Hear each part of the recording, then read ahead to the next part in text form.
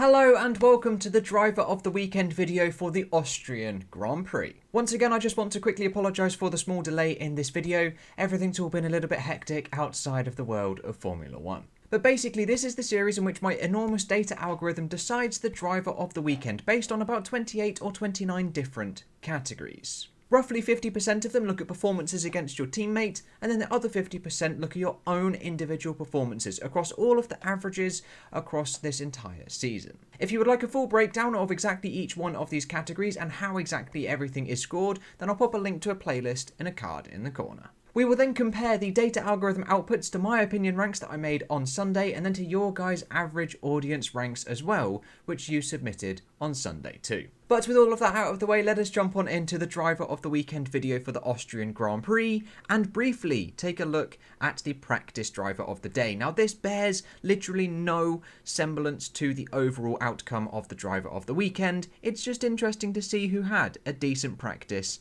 and a not so decent practice. So from the practice driver of the day, we will now take a look at the qualifying driver of the day, where Fernando Alonso was once again rated as the best qualifier of the day, even though he was held up by Sebastian Vettel, who himself was given a 12.1.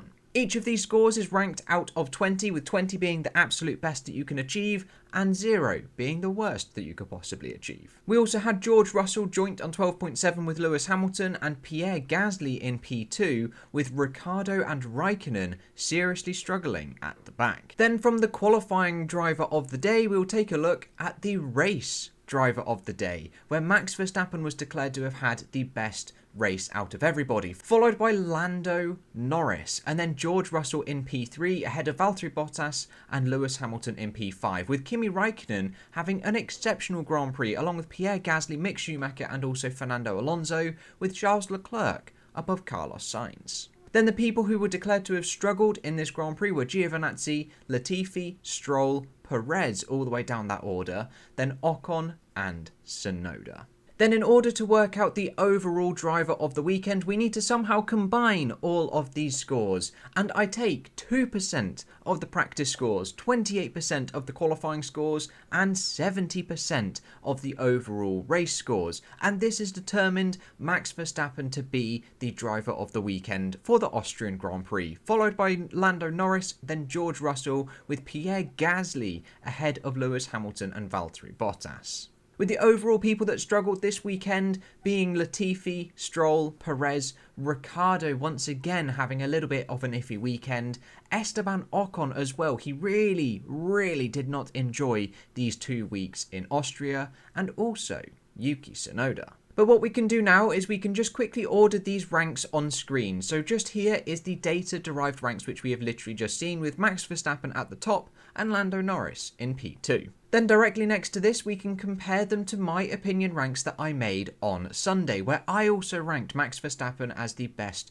racer of the weekend. However, I put Sainz and Russell as joint P2, with Bottas in P4 overall. Whereas the data algorithm has put Valtteri Bottas down in P6, I then put Hamilton down in P7, whereas it's put Hamilton in P5, and then the bottom portion of drivers, that is all completely switched around. Then averaging out the audience ranks that you guys made on that Sunday's race as well, you also put Max Verstappen at the top with 18 out of 20, with Valtteri Bottas you put as the second best performing driver this weekend, then Lando Norris, Fernando Alonso and Carlos Sainz. So all three of us were in agreement that Max Verstappen had the best weekend ever. However, other than that, there is literally no agreement whatsoever, as I feel you guys were extremely harsh to Esteban Ocon with an average score of 1.7 for the entire weekend. Now, not to say that any one of these ranks is actually correct, as there is no correct order whatsoever. You can by all means disagree with any one of the orders that you see on screen. There is no correct order for the driver of the weekend. But what we can do now is we can add the Austrian Grand Prix results on screen to the overall season results so far and see who is performing the best. So for the summated data algorithm ranks for the whole season, it's put Max Verstappen at P1, having the best season so far, followed by Lando Norris, who is having an exceptional season of his own, and George Russell ahead of Lewis Hamilton. Mick Schumacher is then in P5, and Pierre Gasly finally breaks the 100-point mark to be the 6th driver to do so, followed by Kimi Raikkonen in P7, then Charles Leclerc, Giovinazzi, Fernando Alonso, Esteban Ocon, with people struggling this season being Mazepin, who is above Valtteri Bottas, Daniel Ricciardo, Sergio Perez, and Yuki Tsunoda. With my summated opinion ranks looking a little bit like this. Once again, Max Verstappen and Lando Norris are at the top. However, I've put Lewis Hamilton in P3 and Sergio Perez in P4, compared to the data algorithm who put them a little bit lower. I've also popped George Russell down in P9 rather than in P3. And then the summated audience ranks also agrees that Max Verstappen is having the best season that he could possibly be having, with Lewis Hamilton in P2 and Valtteri Bottas all the way up in P3.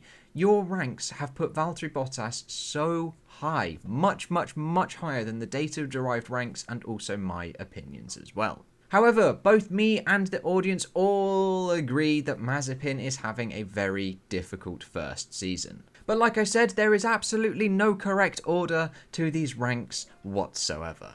And there we go, there is the end of the driver of the weekend video for the Austrian Grand Prix. Please let me know in the comments down below if you do even agree or disagree with these orders. But that's all I've got for you today, guys. I hope you have enjoyed, and once again, I do just have to apologise for the slight delay in these last couple of videos. But that's all I've got for you today. I hope you have enjoyed, and I'll catch you in the next episode with whatever and whenever I decide to make it. I'll see you guys then.